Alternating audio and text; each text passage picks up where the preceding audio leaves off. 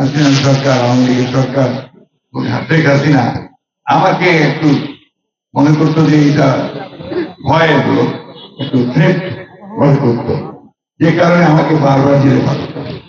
আমরা যে লড়াইটা করেছি, যে সংগ্রামটা করেছি, ছেলেরা যে জন্য প্রাণ দিয়েছে, আমাদের লোকেরা প্রাণ দিয়েছে, এটা একটা গণতান্ত্রিক ব্যবস্থার জন্য।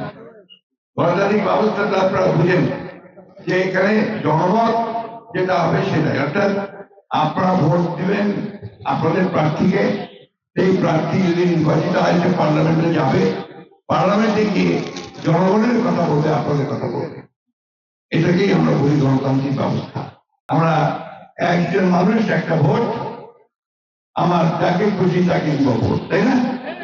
এই ব্যবস্থাটা এবার কিছুটা পরিবর্তন হচ্ছে।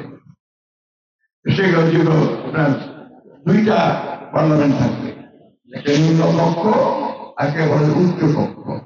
বিভিন্ন সেক্টরের কিছু মানুষ, কারণ হিন্দু সম্প্রদায়ের কিছু মানুষ, আমাদের আলেম সমাজের কিছু মানুষ, যেটাকে বলি বিদ্যান পণ্ডিত বংশের যারা আছেন, তাদের কিছু কিছু লোককে সেখানে মনোনয়ন দেওয়া হবে, তারা সেখানে থাকবে।